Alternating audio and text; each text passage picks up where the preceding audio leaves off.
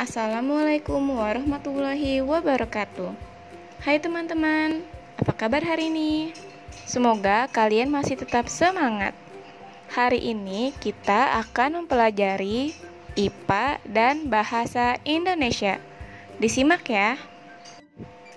Untuk pembelajaran IPA, kita akan mempelajari sistem pernapasan, baik pada hewan maupun pada manusia. Dan untuk yang pertama, kita akan membahas sistem pernapasan hewan. Hewan memiliki sistem pernapasan yang berbeda-beda. Sistem pernapasan hewan disesuaikan dengan tempat hidupnya. Oleh karena itu, organ pernapasan hewan pun berbeda-beda. Alat dan sistem pernapasan pada cacing tanah. Cacing tidak memiliki alat pernapasan khusus. Cacing bernapas melalui permukaan kulit. Kulit cacing selalu basah dan berlendir untuk memudahkan penyerapan oksigen dari udara. Oleh karena itu, cacing menyukai tempat lembab untuk menjaga supaya kulit tubuhnya selalu basah dan berlendir. Dan di bawah permukaan kulit cacing yang tipis terdapat pembuluh darah. Saat udara masuk melalui kulit, oksigen diikat oleh darah. Pada darah cacing terkandung hemoglobin, sehingga mampu mengikat oksigen. Oksigen yang diikat oleh hemoglobin lalu diedarkan ke seluruh tubuh. Zat sisa pembakaran berupa karbon dioksida dan uap air dikeluarkan dari tubuh juga melalui permukaan kulit. Nah, teman-teman, di sini adakah yang pernah memegang cacing? Alat dan sistem pernapasan pada serangga. Alat pernapasan serangga berupa trakea, yaitu sistem tabung yang memiliki banyak percabangan di dalam tubuh.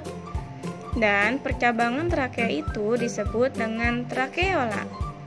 Trakea mengedarkan oksigen langsung ke semua sel tubuh dan organ, serta menyerap karbon dioksida dari semua sel tubuh untuk dibuang. Untuk proses pernapasan pada serangga, yaitu udara masuk melalui spiraket yang tersedia pada gambar ya. Lalu udara mengalir ke trakea dan udara mengalir ke trakeola serta terjadi pertukaran oksigen dan karbon dioksida di trakeola. Alat dan sistem pernapasan pada ikan. Ikan bernapas dengan organ khusus mirip saringan yang disebut dengan insang. Insang berbentuk lembaran tipis berwarna merah muda dan selalu lembab. Insang terdapat tepat di belakang rongga mulut pada kedua sisi kepala ikan. Biasanya insang dilindungi oleh selaput atau rangka yang disebut tutup insang atau operculum. Di balik tutup insang ini terdapat 4 deret insang yang saling tumpang tindih. Pada insang terdapat pembuluh darah halus. Pembuluh darah itu dapat menyerap oksigen yang terkandung dalam air dan melepaskan karbon dioksida dari darah. Insang juga berfungsi sebagai alat pengeluaran garam-garam dan sebagai penyaring makanan. Dan untuk proses pernapasan pada ikan, air masuk melalui mulut dan air mengalir ke insang. Oksigen dalam air diikat oleh darah di pembuluh darah pada insang, serta karbon dioksida keluar bersama air melalui insang. Alat dan sistem pernapasan pada hewan amfibi atau katak. Katak termasuk hewan amfibi, yaitu hewan yang hidup di darat dan di air. Saat masih berupa kecebong, katak hidup di dalam air dan bernapas menggunakan insang. Insang kecebong terletak di luar tubuhnya dan terdiri atas lembaran-lembaran kulit halus mengandung kapiler darah yang terdapat di gambar ya, warna hijau. Setelah berumur 9 hari, kecebong bernapas menggunakan insang dalam. Insang dalam akan menyusut seiring mulai berfungsinya paru-paru dan katak muda pun tumbuh menjadi katak dewasa. Dan katak dewasa bernapas menggunakan paru-paru dan permukaan kulit. Dan proses pernapasan pada katak yaitu udara masuk melalui hidung, lalu udara mengalir ke rongga mulut, kemudian udara mengalir ke paru-paru, dan terjadi pertukaran oksigen dan karbon dioksida di pembuluh darah pada alveolus. Dan karbon dioksida mengalir ke rongga mulut, serta karbon dioksida keluar melalui hidung. Alat dan sistem pernapasan pada burung. Burung bernapas dengan sepasang paru-paru. Udara yang mengandung oksigen masuk melalui lubang hidung pada pangkal paru sebelah atas. Selanjutnya, udara masuk ke pembuluh udara yang disebut trakea. Dari trakea, udara sebagian masuk ke paru-paru dan sebagian lagi masuk ke kantung udara. Dan burung menghirup udara sebanyak-banyaknya saat tidak terbang. Sebaliknya, saat terbang, burung tidak menghirup udara. Udara dihembuskan dari kantong udara ke paru-paru. Dan kantong udara tersebut berfungsi sebagai tempat penyimpanan udara. Alat dan sistem pernapasan pada reptil. Hewan yang termasuk jenis reptil diantaranya adalah ular, kadal, cicak, buaya, dan biawak. Reptil bernapas menggunakan paru-paru. Udara masuk melalui hidung, lalu ke batang tenggorokan, lalu ke paru-paru. Paru-paru reptil terletak di dalam rongga dada dan dilindungi oleh tulang rusuk.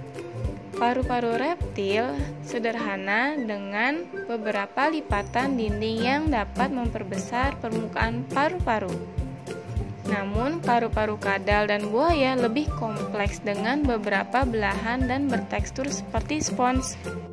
Pada reptil yang sering berkubang di air seperti buaya, lubang hidungnya dapat ditutup selama menyelam. Dengan begitu, air tidak akan masuk ke dalam paru-paru. Alat dan sistem pernapasan pada mamalia. Mamalia adalah jenis hewan yang menyusui anaknya.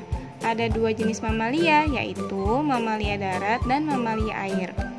Mamalia darat misalnya seperti kambing, sapi, kerbau, kuda, dan kucing. Mamalia air seperti paus, duyung, dan lumba-lumba. Alat pernapasan mamalia darat terdiri atas hidung, pangkal tenggorok, batang tenggorok, dan paru-paru. Seperti gambar berikut ini ya. Dan pada mamalia air, hidungnya dilengkapi dengan katup. Saat mamalia tersebut menyelam, katup akan menutup. Sebaliknya, saat mamalia tersebut muncul ke permukaan air, katup terbuka, dan saat itulah mamalia air tersebut akan menghirup oksigen serta mengeluarkan karbon dioksida dan uap air. Sistem pernapasan pada manusia. Manusia bernapas untuk memasukkan udara ke dalam tubuh. Udara mengandung oksigen. Oksigen dibutuhkan untuk mendapatkan energi dari makanan.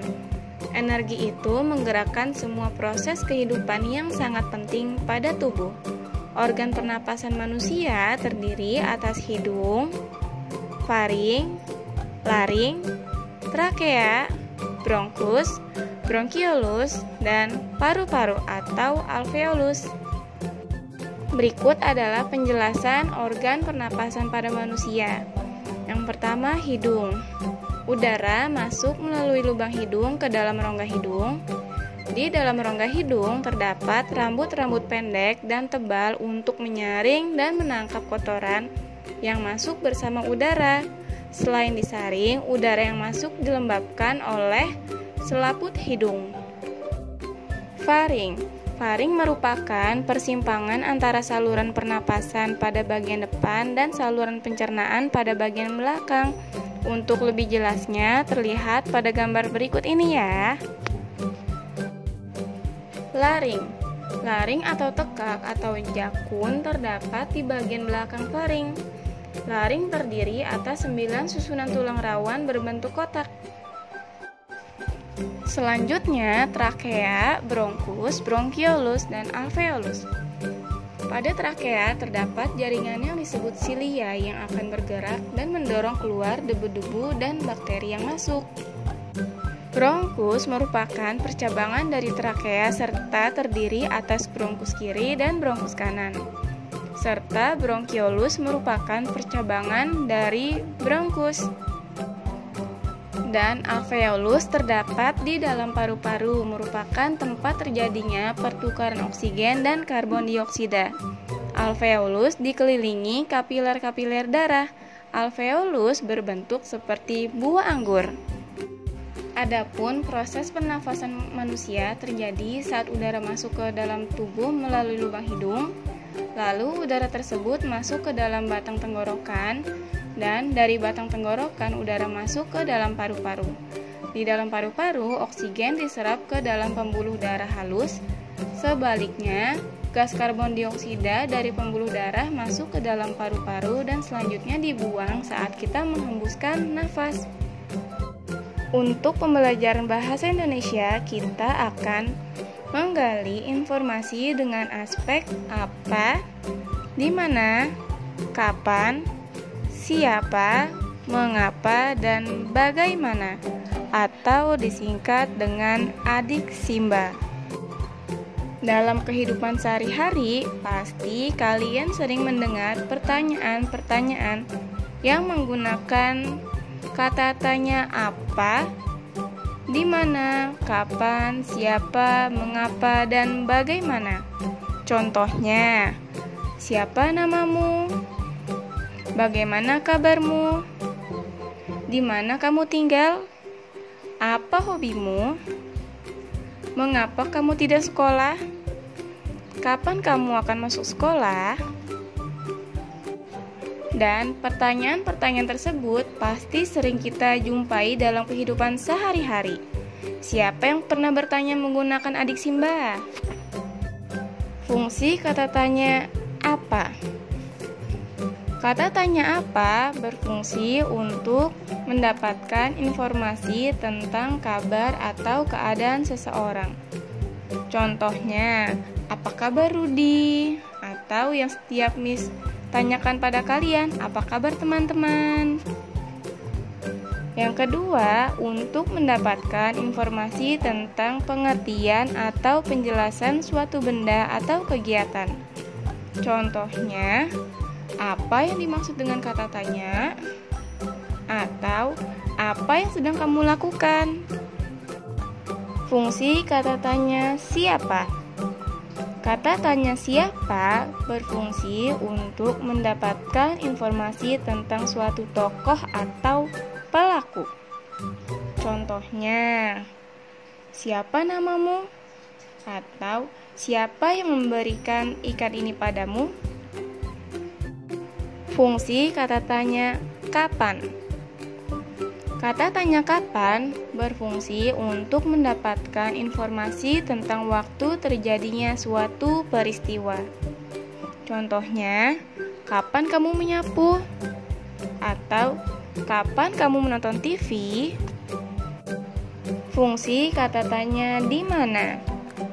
Kata tanya di mana berfungsi untuk mendapatkan informasi tentang suatu tempat atau tempat terjadinya suatu peristiwa. Contohnya, di mana kamu membeli buku itu? Atau di mana kecelakaan itu terjadi? Fungsi kata tanya mengapa? Kata tanya mengapa berfungsi untuk mendapatkan informasi tentang suatu alasan atau sebab terjadinya suatu peristiwa. Contohnya, mengapa kamu menangis? Atau mengapa kamu membeli ikan hias ini? Dan biasanya untuk menjawab pertanyaan mengapa diawali dengan kata karena. Contoh lagi, mengapa kamu menangis? Karena aku terjatuh dari sepeda. Fungsi kata tanya bagaimana? Kata tanya bagaimana berfungsi untuk mendapatkan informasi tentang keadaan atau kabar seseorang. Contohnya, bagaimana kabarmu Rudi? atau berfungsi untuk mendapatkan informasi tentang cara atau langkah-langkah ataupun proses terjadinya sesuatu. Contohnya, bagaimana cara menunggang kuda atau bagaimana kecelakaan itu bisa terjadi.